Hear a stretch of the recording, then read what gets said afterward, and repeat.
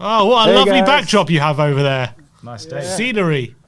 Look at that, It's a sunny. beautiful day here in Reykjavik. Nice backdrop. Wow. Look at the sunny clouds, blue Probably sky. gonna be the last sunny day around here, and then it's gonna fair go. enough. Enjoy Wet it. Well, and look, grey. It's Hongmin sunny out there, as far as I can see. Yeah, and exactly. Yeah. And what a way to bless the day with 3 points as well. Couldn't be much better. yeah. I actually didn't see too much of the game. I saw a little bit. Jonas was playing a game as well, so How did Jonas do? It wasn't a good day for him. So Sorry I to guess yeah, when he wins, Spurs loses, and the other way around, right? So it's always a mixed bag every weekend, it seems. So, but I think like I saw enough, and I saw some quite clearly a super good performance defensively. Royale was, of course, very impressive. I think what we're seeing in general is like Romero is having none of it. He's stepping up. And what we'll see every time he's involved now is that the whole defense is going to be better. He is giving orders. He's helping everybody with their positioning. And, they're taking the cues of his positioning, which is going to be better. In terms of, you guys were saying he's going to do a clanger once in a while and so on. I don't, like, to me that's built into the way he plays. It's not a deficiency. It's kind of like if you're playing high press, once in a while the opposition is going to break your lines and have a free go at the goal. That's going to happen. That's just built into the tactic you're playing. The same with the way he plays proactively, like reading the play, like one of the best I've seen just already at reading the play. Also, I can see that his discipline that he's bringing from Atlanta, like there's no wasted movement, there's no jogging around, there's no JORRI, confusion. one thing I would say on that point is what we need to appreciate, and Nuno needs to appreciate, is when Romero, the way he plays, he needs to make sure that when he gets it wrong, like today, Pierre or Skip or someone in that defensive line is ready to sweep up and mop up. Because today, Romero got it wrong just once. And unfortunately, it led to a goal, which is not totally Romero's fault. But, had he got that tackle right, the ball goes out and, Tottenham are back in control. But he got it wrong. So we need to make sure that the players around Romero understand the style of play he has and his defensive approach, and make sure that there is a plan B so that someone's there to sweep up behind him, because he will get it wrong once out of 5, 6, 7. And I just worry that will punish us moving forward. So it's Nuno and the players around him understanding how he plays. I get what you're saying, but even if you just take the game today, even if he gets it wrong, like this game, this kind of pressure, we would usually have conceded 2 goals at least. Yeah. And so I'm saying we didn't do that because of Romero, because of his leadership in the defense. His tackle success is quite high, isn't it? Generally, It's kind of. I feel but the better teams will punish us, and it's when he does go front foot, just for the players to have the know-how to back that style of defending, because that style of defending is quite risky. And it can be quite successful if you get it right. It can be very successful, and it could almost change your season around, having a defender like that in your team. Not many teams have a defender like Romero. Only the absolute elite teams can hold on to players like that. So we've actually got a diamond in Romero. I just worry that the team the defensive team needs to be built around him, like the attacking team needs to be built around Kane. Yeah, I agree with that. Absolutely, for sure. And you brought up a good point, which is just football intelligence, and something has been really kind of almost our hallmark, our negative hallmark, is how stupid our players is. Sorry, some of them have amazing ability. I agree. Like an Aurier was amazing in skills, but his intelligence was like Kane called Aurier and Sanchez dumb and dumber, and he wasn't wrong. Decision making. And the same problem we see the same problem with Delhi a lot of the time. we also see it. You know, for me, I see it actually kind of the most with Dyer, because Dyer also mixes in a little bit of a weak leadership, or like he tries to hide away a little bit. So Dyer is the one that annoys me the most. But in general, I think like if we have Romero in there, none of the guys will get away with it without him having a go at them. And also he will just help them, especially with positioning. I think once they're taking their positional cues off of Romero, we're in a completely different league defensively. I agree. I think if you look at it with Van Dijk at Liverpool or Diaz at exactly, Man City, or, you yeah. look at Rudiger at Chelsea, you have that one solid, good decision-making defender, and I just hope Nuno doesn't drop him and try and rest him. He won't. Give him time. No. You know? And to be honest, I think like what we saw the formation today. I think really. My feeling is that Nuno's always kind of been trying to play this system with a little bit different personnel, changing that a little bit, but he's always kind of leaned towards this kind of play and formation. Got it wrong against Arsenal, didn't he, with Skip? I don't know why. Maybe then injured. I don't think he was injured.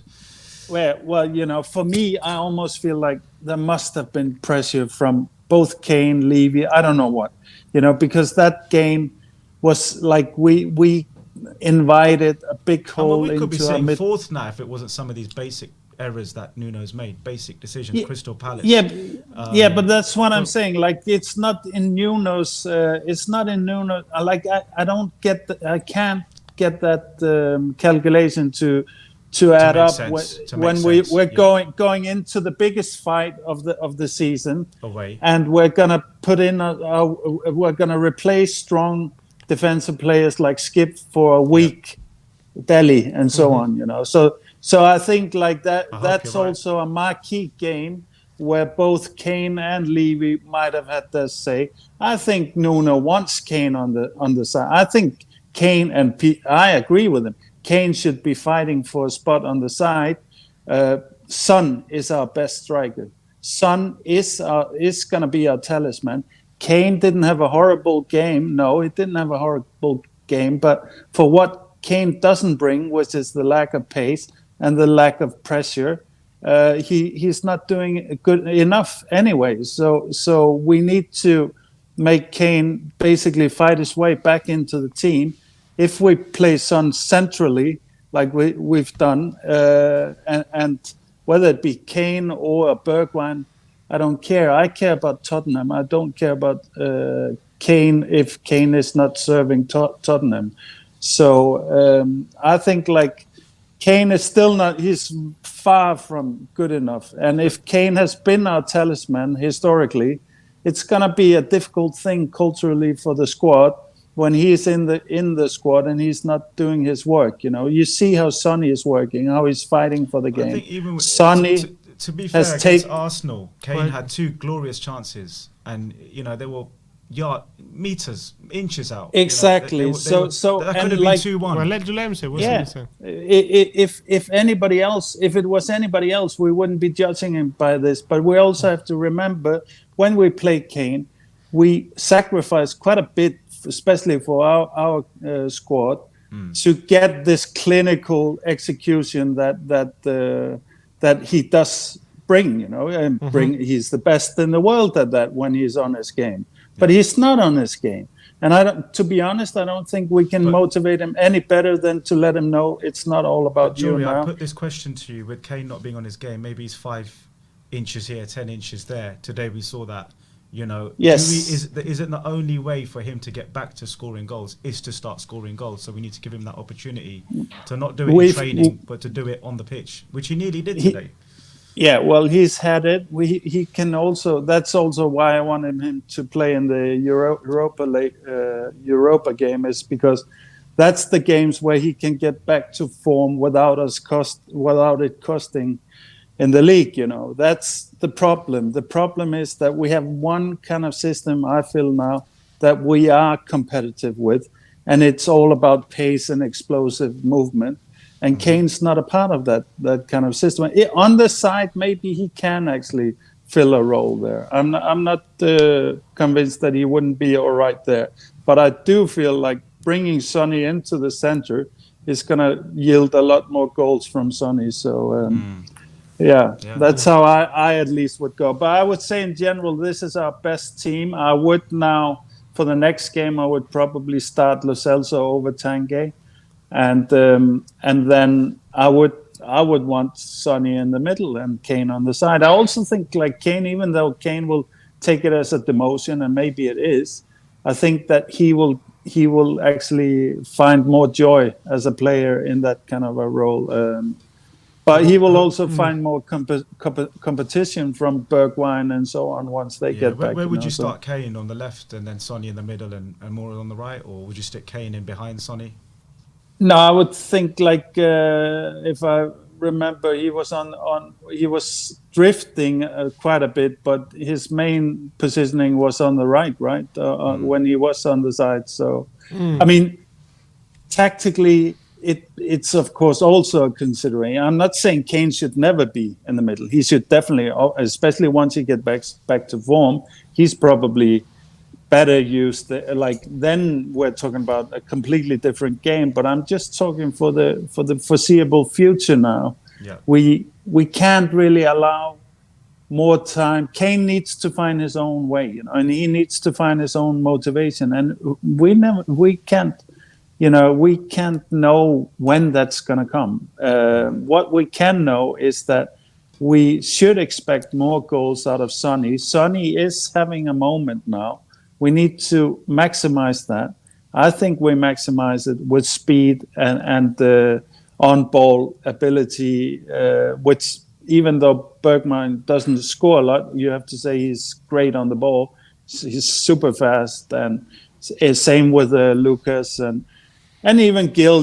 We have got good options there, and I think once Kane gets back to being Kane, then it's a no-brainer. Sure, we'll play him in the middle, but now we maybe have the option of playing both Sonny and Kane, or switching them up, or whatever. I don't think we should allow ourselves to have this royal seat for Kane in the middle, even if he's playing like he's playing now. So but how, JORRI, today 2-1 win after the backdrop of those 3 defeats, how big was it for Nuno to get that victory today and get a performance out of the players where you got the feeling that they're still behind him, whereas people were questioning that before today? Yeah, no, I thought that was what I was most happy to see, is the fight that they put in. I think it's very important that if everything else being equal, we should choose the new players over the old players, because they haven't gotten too soaked with this Spursy culture, and they can bring some energy into the squad maybe.